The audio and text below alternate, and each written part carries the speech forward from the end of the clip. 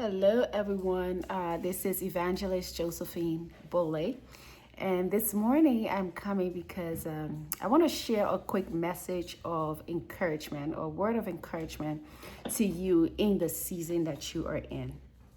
So I was reading the book of First Kings chapter 1, and I was reading the story about Solomon and King David. This was when King David was in his old age, and at this point, he had a son who was the brother of Absalom, Absalom was the son that actually hunted David and wanted to take the kingdom away from him. Basically, he became a rebel and he rebelled against his father, and his father even had to leave, and run away from him, but he was destroyed.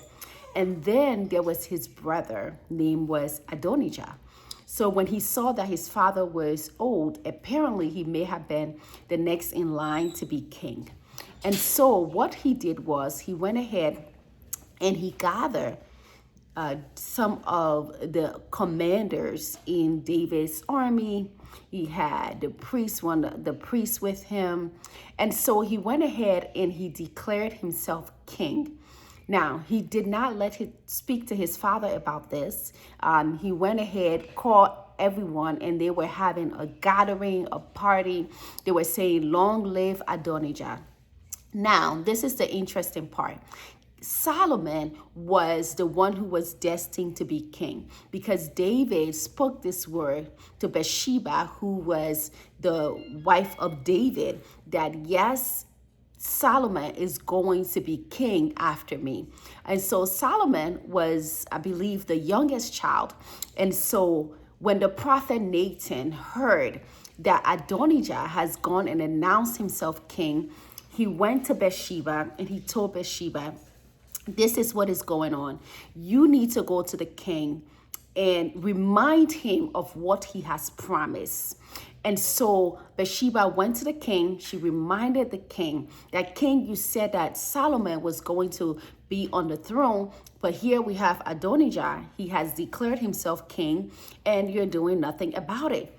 And so David remembered, and David called, as she was speaking, actually Nathan came and also spoke to the king. And the king said, "Nope, go get Solomon, take him into the place, anoint him as king over Israel." But this is the message I have for you in this season. One, be vigilant, okay? Whatever God has promised to you will surely come to pass. Nobody can take what belongs to you. But at the same time, you must be wise. You must be vigilant. You must be ready to possess your possession. Bathsheba could have just sat by the side, ignore what was going on, and let it happen and feel sorry for herself. You see, people of God, sometimes you need to step up. Sometimes you need to take what rightly belongs to you. You can't just be silent. You can't just remain silent in situations when you need to step up, right? And this was exactly, Bathsheba stepped up. The prophet Nathan gave her instruction. She went forth and spoke to the king. And when she did, what was rightly for Solomon came to him. So be encouraged this morning. What God has for you, no one is able to take it. What he has planned for you will surely come to pass. But also, when you see that something that is rightfully yours is being captured by another or being captured by the enemy, you need to be bold. You need to stand up and take hold of your destiny that God has already given to you, right? So that's a message I just want to share. There's more, because honestly, when Solomon got into office, the same Adonijah, he came and asked Solomon, "Can I take Abishag," right? Who actually kept King David in his old age when he was cold. They brought her to him. He asked if he could have her as a wife. And Solomon said, "This is the end." He basically went and asked Bathsheba for Solomon to give him this woman as his wife.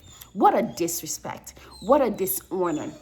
What a heart. Solomon realized that his heart was wicked. Be mindful of people with a wicked heart. Don't keep them around your life. They need to be cut off, right? I'm saying they disconnect from them.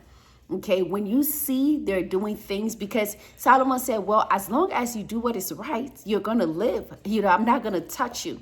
But then he came and asked for the concubine. What a dishonor, what a disrespect. And Solomon said, well, you're going to die because you're crossing the line. I don't know who's crossing your line.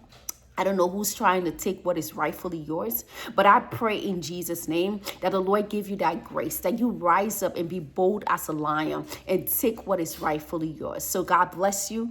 And I just wanted to bless your heart this Sunday morning to be encouraged, stand up for what is right, and what God has for you will surely come to pass. God bless you, and I'll see you again.